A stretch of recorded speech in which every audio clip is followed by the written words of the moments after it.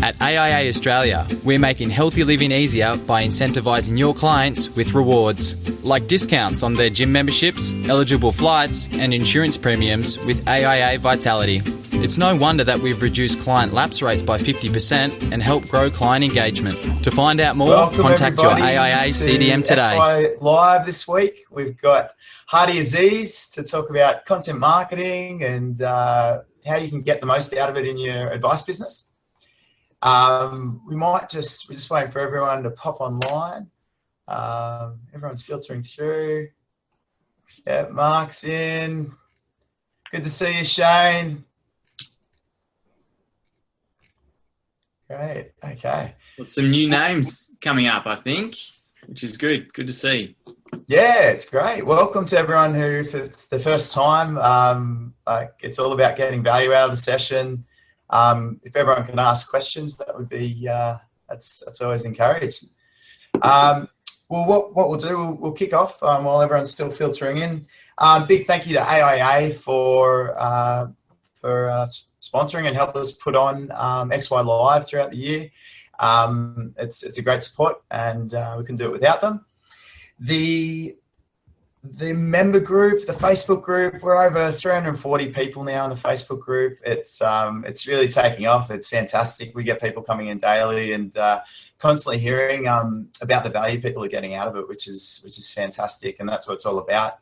The other thing we've just launched in the last couple of days is mastermind groups. So Australia-wide, we're going to be coordinating people in the local areas to catch up with each other and sort of take, obviously we're doing this sort of thing digitally and online. We've got our events. We had a great event last month in Sydney, and we've got a couple coming up around other locations in Australia. But I think a lot of people are craving to meet up more regularly, face to face, because that's when you get a lot more in depth with things. So yeah, we've already had strong support for that, and we're going to be collating the groups together over the next few weeks. So if you're interested, please jump on. We'll have the link popped up on the chat there shortly. And yeah, big welcome to Hardy. Hardy's a content marketing, digital marketing expert. He works with financial services practices, accountants, advisors, and is really he's got a lot of tips and tricks for us to take back to our practices and implement. And I might hand over to Hardy to sort of give you a bit of background on who he's worked with and what he's done. Welcome. Thank you. Hi everyone. Thank you for joining today. Look, my name is Hardy. Obviously, I've been working in this industry for about 15 years, and I've been running a marketing agency focused on digital. So my whole sort of core belief system is digital and mobile first. And when it comes to your business, the way I see online, your web and your website and your online presence is essentially your 24/7 salesperson. And my approach is always to try and make sure that your salesperson is well equipped with the right tools and knowledge of your products and services so that it can cater for the needs of your audience in the market. So hopefully we'll cover some of that today in a bit more of a discussion, and we'll see what happens. So Hardy, with I guess we're going to have a range of people that have more understanding, less understanding. What's social media optimization? If we can give a bit of a baseline of what you do in sort of layman's terms, and what you do with practices and how that so people can understand that a bit more. The way I look at social media is essentially like the conversation around the barbecue. You're having a weekend, you're having a drink, and somebody you've just met walks over to you and says, "Oh, so what do you do, Adrian?" And then you tell them, "What do you do?" And then they start asking you questions. And you have certain number of common questions that you get asked on a regular basis. And we all know what those questions are when it comes to our businesses. And you immediately have an answer for it. You have a suggestion or an advice or a story to share. So the way I see social media is just a platform to share that concept or that idea with a wider audience, is taking note of what's happening offline and then taking it online. Essentially, that's what it's all about. Fundamentally, that's what social media is about. It's taking your regular everyday conversations, taking it to the masses, making it more efficient. Okay, and it's all about saving time. Essentially, your website, your content, whatever you produce is about saving time, so you don't have to repeat yourself all the time. Okay, and what are the different formats I guess you work with, and what do you suggest advisors working with? What have you found is most useful? So obviously there's different ways of communicating through there and different media formats. Yeah. So when it comes to media format, I give this example of why are we having this meeting over a video? If we can have it in person, we like to have most amount of communication, most amount of points to communicate when it's in person. And if you cannot do it in person, we try and sort of simulate that environment by doing a webinar or a video conferencing or video chat. Okay, so the next level after that is voice, which we use podcast or phone calls to communicate a message. And if we can't do that, we do messaging like via text or SMS or emails. But the amount of effort required to do the first is the highest amount of effort. And then messaging is the easiest, but the amount of value sometimes you communicate through messaging, through SMS or through email, through text, is the lowest form of intent communicated. So my push is always to get to the masses, try and push video, okay? Because video can communicate far better than text. So it gives you a picture, it gives you visual aspects of the person's intent and tone of voice and body language. All of that gets communicated in a video much better than it would if you were trying to do audio or if you tried to write a piece of text describing what the person should do. So that's why I always am a big fan of communicating a message through video. Yeah, great. Actually, I did my first post-meeting video last week, and it took a while with tech issues, and I ended up sending it via text message with the link to the YouTube video. I didn't get a reply, so we'll have to see. I'm not sure if the video was the issue. What went on there? But yeah, it's pretty cool. I guess, like, obviously these are the formats that people can use to communicate, but how do you find, what's the best way that you've seen advisors and like professional services people identify what they should be communicating, and what's a good way to go about that? Sure. Always research your content, but the biggest problem is, how do you do research? Okay, so to do research, there are a lot of different tools available. So this is the point where you would want to get a pen and paper and write it down. Some of the tools that I use when I want to research is look at your website. If you have Google Analytics installed, have a look at your analytics report to see what keywords people are using to find your content and how much time they're spending to consume that content. Or like it could be a topic about investment, or it could be about property, or it could be about superannuation. Understand what are the areas that people spend most time on your website. And then have a look at your website. Do you have enough information and answering those questions that people ask? Okay, sort of looking at auditing your site essentially.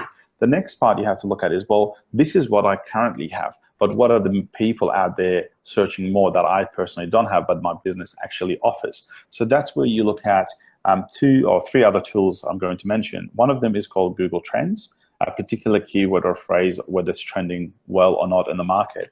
The other one is called it's a Google tool as well, called AdWord Keyword Planner. So you use the Keyword Planner to put in a bunch of keywords or phrases that are relevant to your services that you offer, and Google throws out thousands of other variations or relevant keywords with the amount of volume of search. So you take those phrases from the Keyword Planner, how much it's been searched and how relevant is it to your business when you look at it, and then you punch that into Google and you try and see how many websites they have in the title, and I'll give you guys a format of how to search that later on as well. Basically, I'll share a slide with all that information there as well.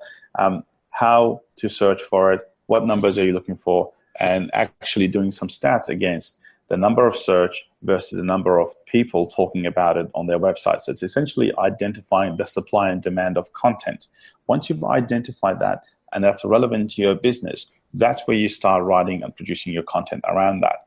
You're then targeting the need of what the market's looking for. You're not just writing it because you feel like, or you think, or you should. You're actually answering what people are looking for. Okay, so they're the Google tools. And another really interesting tool that you could use kind of does all of that for you. It's called, I believe it's called Answer the Public or answerthecrowd.org or .com. I'll put that link in the presentation as well. All you do then is you put in a keyword, you select the country you're in, and then Stars gives you all these common questions that people ask. It doesn't give you any statistics, but it's a great way of generating some ideas and inspirations for producing content. So very quickly you can establish a series of blogs and understand why you're writing them and how you're going to write them and what the purpose is. So they're the tools that I would recommend using there. That's a good starting point. So Hardy, yeah. I've just got a question. I've tried to use the Google AdWord keyword planner before, and it's like a labyrinth. I don't even know how to get there. You've got to get out of the AdWord account. Like, do you have a simple way of going, this is how you get there and this is what to do? Because it's confusing.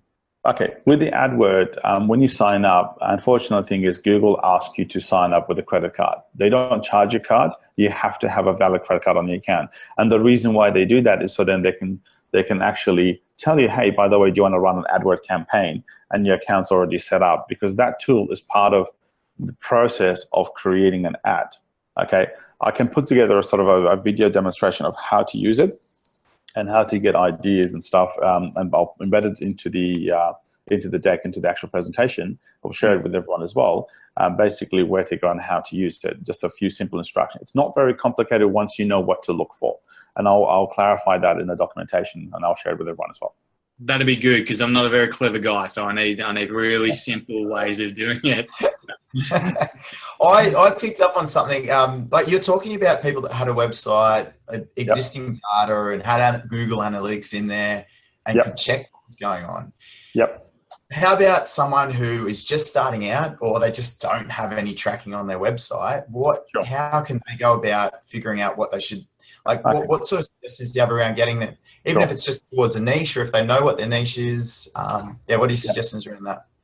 If you're just starting out and you're not sure what are some of the key components that you have to have on your site, there are a number of ways that there are third-party tools that actually will scan your existing site if you have one. But if you don't have a website, talk to a developer and say, guys, I'm launching this new thing. I need to be able to understand how my website's used, where they come from. What you need to identify is, what is the purpose of my website? Okay, what are the key objectives I'm trying to achieve for my website? If you're only looking to have a website as a brochure and where people just find your contact details, maybe it's not the right strategy. We need to look at, the way I look at a website, as I mentioned before, it needs to be a sales or a service tool, if not both. Okay, it needs to provide a service to your customers. And what are the services you would like to automate to go on there? Define ideally what you want to be automated to be done by your customers who visit your website. Okay, and you don't have to have everything on there straight away. Just define some key basic goals. See if you can include that. Talk to your web developer and say, look, ideally I like to be able to publish content here, or publish white papers, or publish videos, or have downloadables, or have tracking set up on there. And just have a look at what information you need in order to understand how your business is going. It is no different to doing finance. It's no different to say, you look at your expenses, you look at your money coming in, money going out, there's my profit. It's the same thing with your website. How much time are you investing? What would you like to see coming back to you? And then breaking that down into small bits of functionality on your site. Okay, so that's how you could do it. And there are some tools online as well. If you have an existing site, it will go through. It says your images are too big, your headers are too long, your description is too short. Tells you what you're missing, what you're not. And one of those tools I use, it's called WooRank, WOORANK.com, WooRank. So WooRank gives you a quick checklist. There's a lot of other more advanced tools than that as well. That will give you a good indication. You can literally take that report to your developer, say, look, from a functionality perspective, here's what we're missing. I would like this to be fixed. Most of the stuff on there are not too complicated. It only becomes complicated once you start optimizing it for SEO, and that's a sort of a long-term thing, which is a completely different discussion. So yeah. Okay. So I haven't lost you. No, it's good. I saw Phil writing down a couple of things, so it's always a good sign. So you've picked sort of the areas and what you want to do content on. How would you suggest working out what's the highest priority? Obviously you said, so you've got no data yet. If someone's just going, I want to focus on people around cash flow management, what would be your tips around sort of nutting out what to. Okay. If you don't have anything and you're looking at starting up and you have no understanding, that's where I would really go make use of what they call Google Trends, AdWord Keyword Planner. Looking at whenever I'm typing into Google a particular phrase, Google gives you suggestions. And if you click a search, if you scroll right down the bottom, gives a whole block of other sort of relevant searches. I'll look at all those. Then I'll put that through the Keyword Planner to understand the volume of search, and then put it through the title search, URL search, and a few other areas, just to understand what people are looking for. And once I have an understanding of what people are looking for, then I look at, well, is this what I really want to focus on? Is this the niche that I want to build a business around? If it is, then at least you have an idea of the level of competition and the level of content out there or not. Okay, so you start with the numbers, you start with the stats. You just gather all of that, put into an Excel sheet, and then you work your way through that. So when it comes to priorities, I look at what are the services that I'm offering that provides the most amount of value to the customer and to me as a business. Do I have a website that talks about that or not? If I don't, then that's what I'm going to start building it. Okay, so it's just literally answering what people are looking for. Google indexes every single thing you search, and all of those history is made available publicly for us to be able to get in and understand what people are looking for, and query it and organize it in the way we want. So Hardy, my question is, if we've got people who are just starting out, what would you suggest? We don't have unlimited time. We'd all love to be able to do everything. But would you suggest building a really good website or building up a good social media presence, or like Facebook page? Which one's more important? Look, depending on the level of engagement, okay? So like I know businesses who are purely making a lot of sales on social media because the audience is already there. So social media has to be the core component of everything you do. But the risk with social media long term is if the platform changes policies or rules or anything like that, you may end up with some restrictions. So you always need a place where you can drive that traffic back to it, and you can remarket to them, or you can actually convert them, or you can put them into some of your programs. So if you're starting out, easiest thing to do to capture some audience is have your Facebook page or Facebook group. Okay, you start from there, because you don't need to do any development. It's literally just registration, takes 5 minutes to do. And then you can start producing some content, and part of that content production, you could also ask questions. You could also give them links to SurveyMonkey and say, hey guys, I've got these 10 questions. Can you guys help me out to help you gather the data to build your website for the audience that you're building? Okay, so it's quick, easy.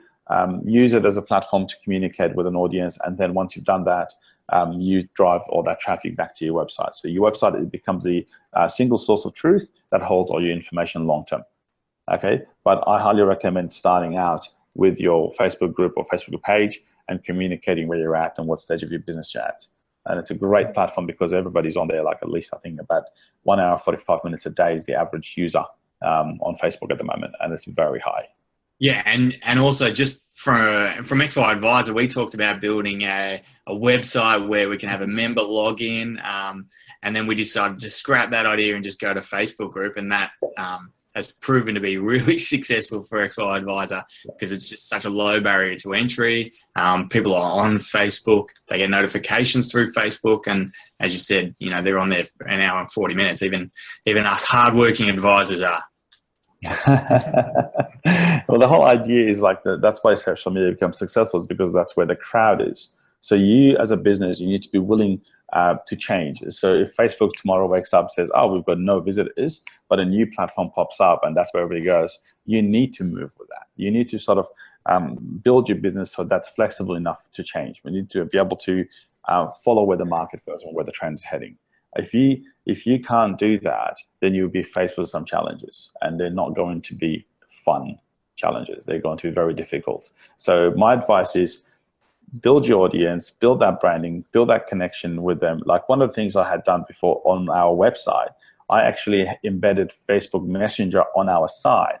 So anyone who comes to our site wanted to have a conversation with us, we would actually get a notification on our phone on Facebook Messenger saying, hey, there's somebody on your website talking to you, instead of using live chat. So why use a different application? Just use what they're already on. So stuff like that really helps. Okay, Hardy, you've just blown my mind. How do we do that? With the Facebook Messenger? Yeah, how do you connect Facebook Messenger up to your website? Facebook Messenger actually has a particular custom URL that you can get for your account, and you can embed that as a link, which will open up a whole new tab or a window on your site. And you can use that for people to message you. And if you're offline, if you're not available to chat, it actually tells them when you'll get back to them. You can have a preset message or a next action. And I'll include that in the presentation. So that will really help. That will really help. That's blowing my mind. So on a contact page, instead of having like a send us an email and put in your phone number and details, you can just stuff that. All I'm saying is instead of a contact email, just say message us on Facebook. You click on that, it just launches the messenger. Oh, that's amazing, Hardy. Teach me how to do that. I will. Mike, you said before earlier that you'd prefer face-to-face meetings the best, obviously, and then written content's kind of the least impact.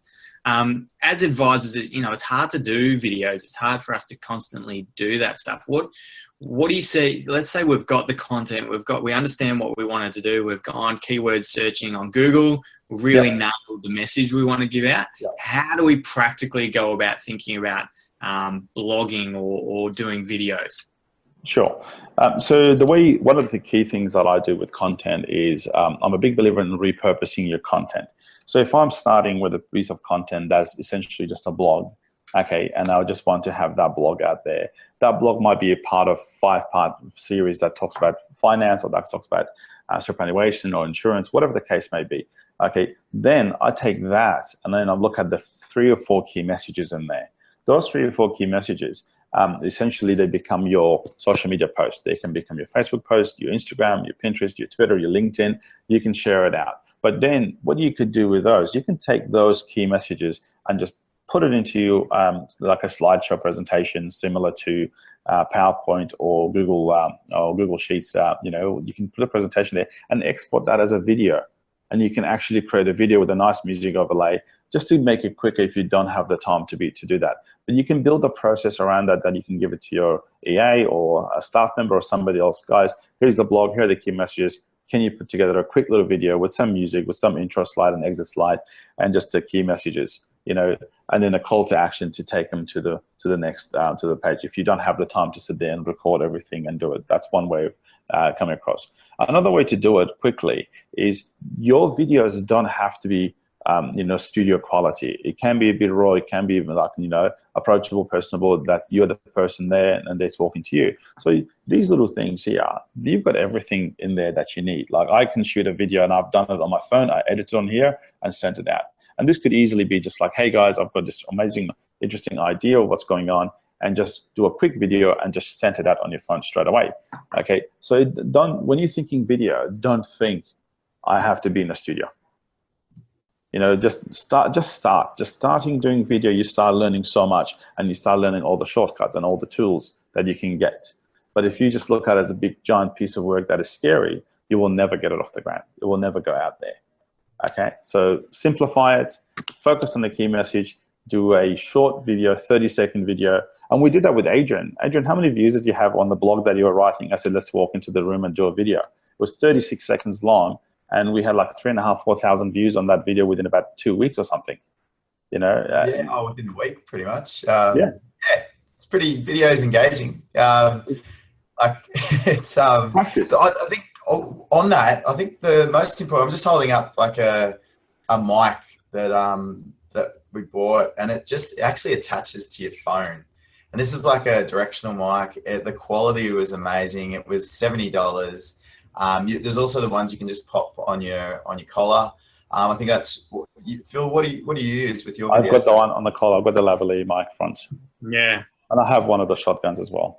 Yeah, it's all right. Here we go. I use that one as well. There we go. Right. Yeah, that's it. Yeah. So the thing is with video, video, and like the audio is more important, because the video is so easy. The quality of phones these days just means that it's fine. It's your lighting is the problem. Like the thing is with video, what you need to consider is good quality lighting. 50% of any video is audio and picture. It's 50-50. It's not just a good camera, it's also a good sound. But it's not just a good sound, but it's also a good picture. Okay, you want people to be able to see you and recognize you and hear you properly. And the phones have that built into it. You just need to good microphone or a room that there's no air conditioning. The reason why I'm running this is because there's air conditioning up above my head. It's quite loud. And if I use the mics on here, then you probably hear the aircon. So I'm using these ones. So it's about having that balance of video and audio. But just practice. Just do it. Look at it. If you're not happy, do it again. Okay. And, you know, you could do it after work. You could do it in, you know, at home or whatever. So, yeah. Yeah. So, I mean, people who are watching, feel free to ask as many questions as possible. I'm going to hijack this and just do like a one-on-one session with me and Hardy if you are not asking questions. So my question, Hardy, is paid advertising on social media. So you said Paddy got 3,500 views on his video. I do a video once a week, and I find on Facebook it's hard to get reach on your Facebook page because I feel like Facebook's geared it, so you need to just throw money behind it to sponsor content.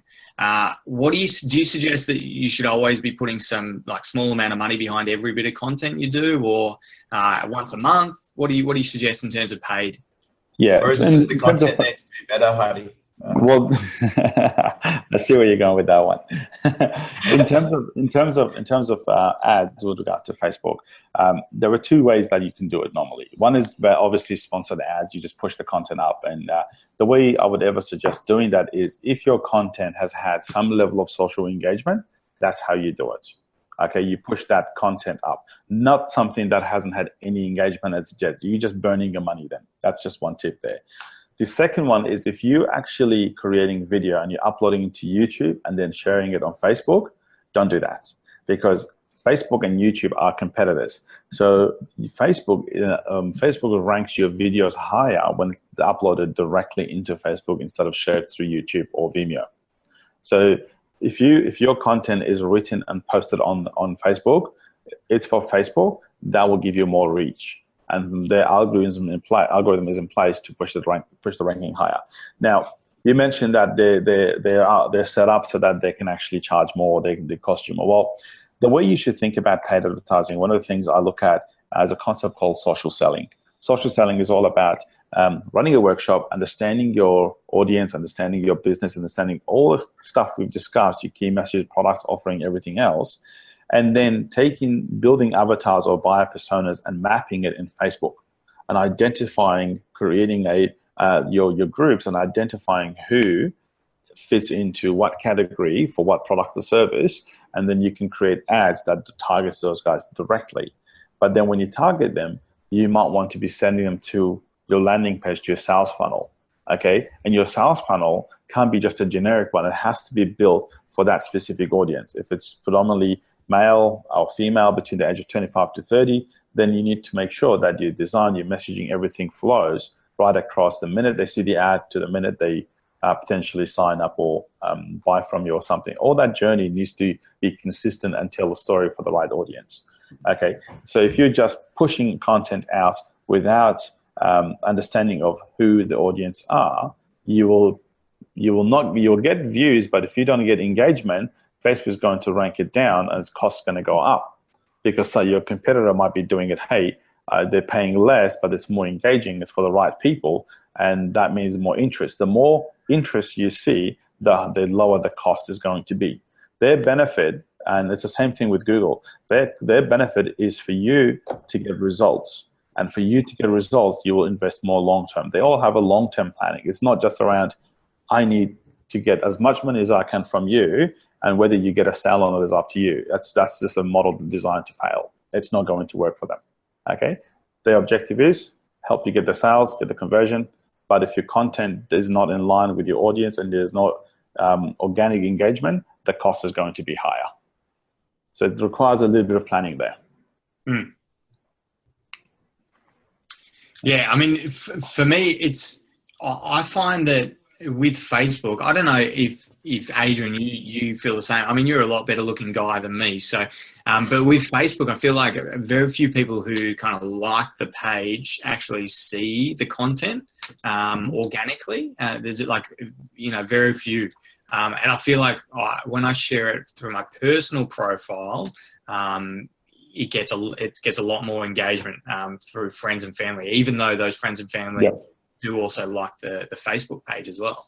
Yeah, sympathy likes. That's what I call it. Definitely sympathy likes. It could be. It My could mum also always be. likes my videos. But it could also be like your personal branding might be stronger than your business brand. You know, so if everybody's known you for yourself or me or for whoever, it's just they just follow your personal brand. Okay, that could be more engaging. Maybe you just sort of look at how you positioning the two separate brands and trying to communicate it clearly that this is the brand. Like the question is this, okay, like where Facebook is heading in the next 4 or 5 years, I think they've already taken over Google by far. They're ahead of Google in regards to usage. Where Facebook is heading is family and friends and people on Facebook making recommendations about products and services and other people's experience. We share experiences with Facebook, okay? But that's what the whole purpose is, share an experience. But all our experience is surrounded by products and services by different vendors. So the idea is to make that experience positive so we attract more people that will share that story out. And the way we sort of wire it, we always look at human emotion first. We look at is it funny? Is it shocking? Is it sarcastic? Is it aggressive? What's the tone? How are we pushing it? Is it informative? You know, if your content has some strong element of representing an emotion, then it is more likely to be more engaging. So when you're writing your content, you want to look at things to look out for, fears, pitfalls, all the problems that you could potentially see in your industry. Talk about that, or ideas that challenges the status quo. People like a bit of controversy. People like a bit of horror and a bit of shock. Okay, in your content, don't have a monotone. Have surprise and have something interesting in there. You know, it's like olden days sort of journalists being told you need to write a catchy sort of a title for your article, otherwise the papers won't sell. It's the same thing with social media. You know, make it interesting. Well, I might. So we do have a question in there, and I'd encourage everyone else to throw a couple more in there. Shane Hayes has asked a good question. A lot of quite a few practices have done this, and it's sort of, I think he's referring to the intro video of that you may give to clients before they come see you, potentially, and it can also, I'm presuming, also to have it on the website as well.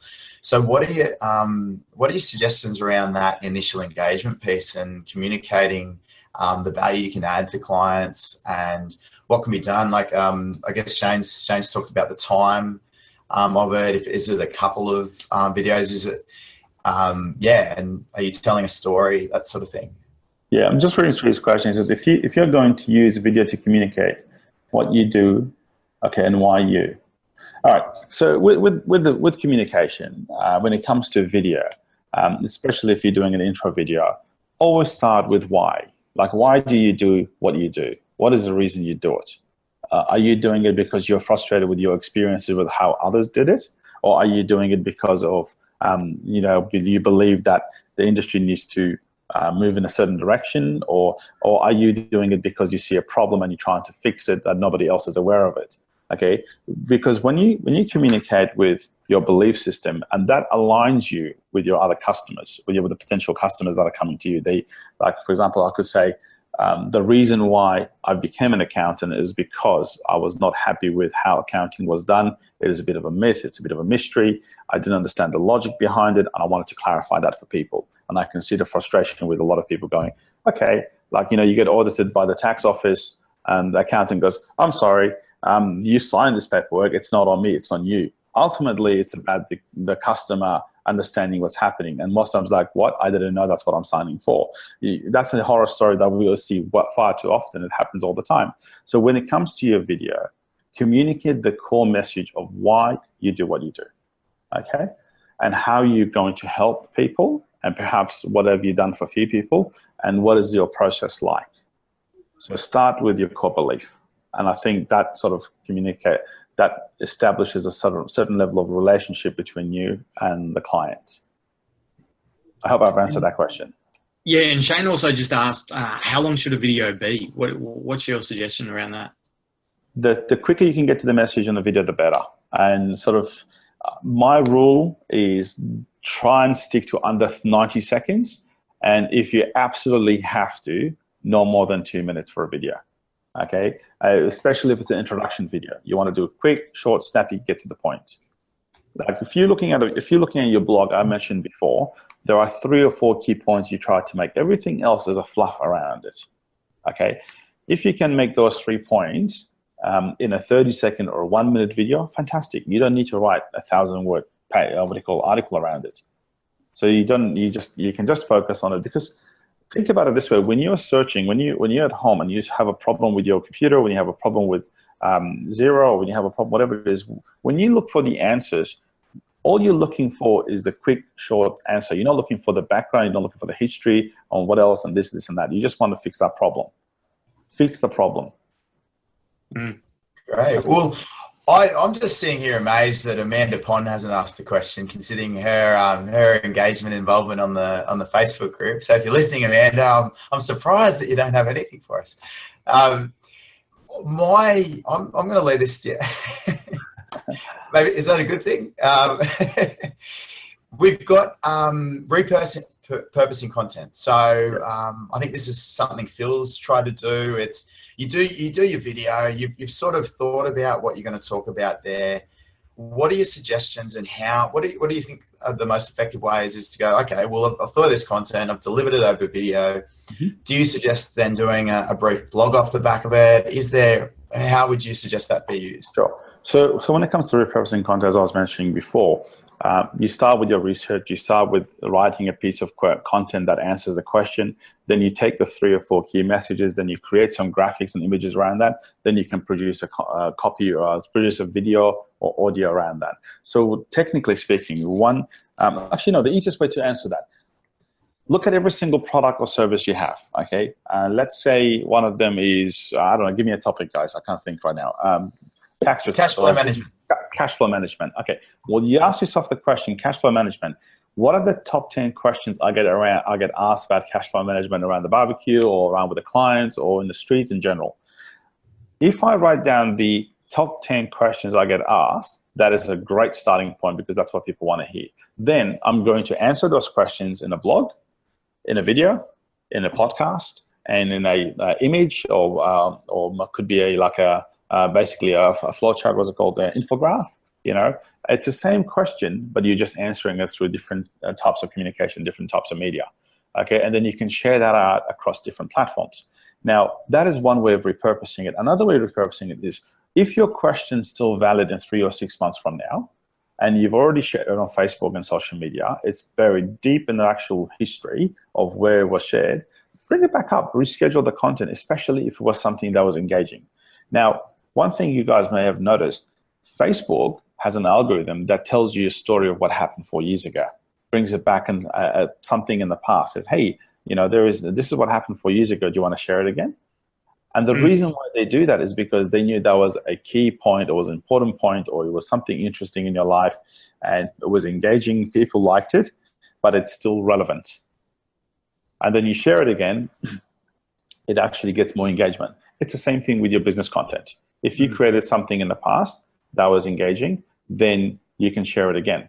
But when it comes to content, and I cannot emphasize this enough, far too often I see people asking for buy this, download this, subscribe, and do this. Too many call to action. There's a very basic rule I like people to follow, and that's 70-20-10. So 70% of all content you produce has to be for the purpose of educating your customers and your audience. That is in-house produced. That is you are the user who's actually going to produce it, or your staff or your organization. 20% of what you share on social media has to be industry-related content that you agree with and you believe or you challenge, okay, to show a level of engagement that it's not just about you and what you're doing. 10% of the content that you produce, okay, could be shared across both the other 2 categories. That is where you ask people to actually download, to buy, to subscribe, or do something else. Whereas if every piece of content you're asking the same question, you're asking the same point, you're asking for the same call to action, you're going to get users that's not going to be engaged in your conversation. You want to tell a story, you want to make it relevant, you want to make it informative, and you want to make it sort of that they feel like they want to share it, and they don't feel like they have to buy something from you in order for them to actually share it or click on it. Make them feel comfortable and relevant to them. Okay, once you've added so much value, then you can say, do you want to download my book, or do you want to buy this, or do you want to come to a webinar? So 70-20-10 is what I suggest everybody should do when it comes to content. Yeah, so Hardy, I've got one of my questions is how often should we be creating content? Once a month, once a year, every 10? Sure. When it comes to content, I have a content calendar. Every business needs to have a content calendar. Your content calendar needs to define your daily activities, your weekly, your monthly, your quarterly, and your annually. Okay, your daily activities could be your tweets, your social media posts, your images, stuff that you send out. Your weekly could be a blog post that you publish a blog post. Off the back of the blog post, you create all your daily activities, all your daily social media posts. And as well as looking at what other people in the industry are talking about, the 20%, and using that part of your daily. So they looking at your blogs, looking at industry-related content, creating your daily activities. So your monthly could be production of a video, okay, doing a video. Your quarterly could be white paper.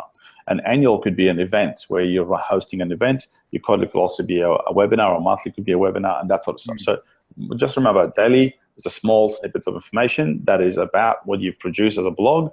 Your monthly could be a video, or could be a webinar, or could be something else. Your quarterly could be a white paper, or research, or a study, or an event. And then your annually could be a Christmas party where you invite your customers along and you document all of that, and you ask for testimonials, you ask for business reviews, and all sorts of stuff. You can share all of that. So you plan all of that. You can plan all of that ahead of time, and you can schedule all of that content. Like, I know it sounds like a lot, but if you actually sit there, you can actually schedule your 3 months content in advance and know who is doing what when and what content is going to be produced. And you pretty much put all of that into Hootsuite or a Buffer app, and you can actually schedule it out, and you don't have to do much work once you set it up. Beautiful, Hardy. The audience has decided to give us a few questions, and we're going to have to make it snappy because we don't want to take too much of everyone's time, even though there's some great takeouts that are coming through. Ronald's question, I actually might throw to Phil, because Phil has a great, Phil's put over, are you up to 100 yet in terms of videos? 98 videos. I'd count it this morning. Now, Ronald wants to know what's been the most, I guess, effective, what's worked? Yeah, okay. So for me, not insurance is boring. No one likes it. But telling stories is the most effective, but it's the hardest to do, I find. So if you're going to talk about insurance, just tell a story about how insurance has impacted someone, whether once they got cover, the client went, oh, I just feel a relief that I know my family's getting covered, and I'm sure we've all kind of had that conversation with clients. So telling that story. But for me, technical stuff, I still do a lot of technical kind of, hey, think about these 5 things or whatever. But because it's easy to produce that content, and telling stories is for me a lot harder. Yeah, storytelling, talking about myself and, and how I relate to finance and things I've done. Talking about my little girls, people love that. People go crazy for that stuff. So especially when I put a picture of them on there or get them on the video. So that, I think puppy dogs work well as well, Phil. Say that again? Puppy dogs work well. Or cats. Hardy, do you have anything to add to that? What have you sort of seen? What's your experience? Yeah, it's for me, it's about storytelling, and I've actually wrote an article not long ago about telling stories. Our human nature is to tell stories. We used to sit in caves and around the campfire, tell how we got chased by a grizzly to get the meat and what happened. And then, in order not to forget that story, we handprint everything on the wall, on the caves, on the walls, and it stays there. And we still tell stories about the stories that were told. So if you can tell that story, personalize it, give it a name, give it a personality, people can relate to it, can picture it. But if you just start with numbers and policies and legal documents and stuff, you lost them. They're gone. Okay. As soon as you tell a story, it's human. As soon as you make it a policy and documents, it's something too complicated, too hard basket. I don't want to know about it. Yeah, so actually, Despina's actually got a question about that. We will jump one question. She says she finds it hard to find compliant posts. We're highly regulated industry. So how do we go about having content that's compliant while also not being boring and legalistic? Okay, so if I look at some of the larger firms that I work with, they actually run their content through legal. Every business needs to have a content style guide where it tells you the tone, it tells you language, it tells you what you can or cannot say. Have those rules in place, have a style guide in place that then you at least, it's very easy to get lost in what you cannot do. Okay, so don't focus on what you cannot do. Try and have a list of what is possible. Then your creativity will start flowing from that. If you focus on you can't say that, you can't do that, you can't do that, there's infinite amount of things you can't do from a compliance perspective. So if you identify in your content what they call style guide, and if you're in your plan to say these are the key messages, this is how we can approach it. Create stories to say things that we can talk about are this, the amount of information we can give out this. We can actually give advice through online that is not going to be around these key areas. Then at least you have some information that you can go with. And every product or every service you look at, there is a lot in there that you could actually tell people about. Okay, so just identify what is possible first. Don't look at you can't. Okay, once you do that, you're overwhelmed. You will not. Well, I'm with what Shane's put up there. Just ask for forgiveness later, Despina. Get into it. Yep. Don't take away the barriers to entry and just start doing it. And yeah, if someone says there's an issue, work it out after. And just go check out what Phil's done. Phil's got shitloads of videos there. They've all been screened through his compliance. Obviously, different licensees are different in terms of what they. Some are a bit more strict, but just get into it. Don't worry about it. Just don't give advice. That's like it's pretty simple. We know what advice is. We know what advice is. Don't say go do this because that can be seen as advice. Other than that, it's pretty simple. Last question. We are going to have to finish up, and so last question, Hardy. I'm going to ask you to be super quick, even though this is a can of worms. Mark has asked, how do you start from a zero base and promote that content to relevant customers relevant people who may be customers? Okay, it goes back to my earlier point about answering the crowd, answering the people, understanding what their pain points are. Okay, so if you're starting from scratch, understand what are they annoyed by and try and give them ideas or suggestions. Or the whole idea around content is to establish an authority and establish trust and build that connection with the other person on the other side. Once they feel like they can trust you and they like you and they want to buy from you. How you do that is by giving them lots of value. Okay, if you're starting, address the problems, give them value, give them direction, they will come back to you. Don't be afraid to say, well, why would I give you some information that you could then go somewhere else? Do it. The reason why you do it, because he's not the only person who will see it. There are 10,000 other people who will see it. And out of the 10,000, 50 of them will ask you a question and 5 of them will convert to a customer. Okay, if you look at it from that perspective, you'll be fine.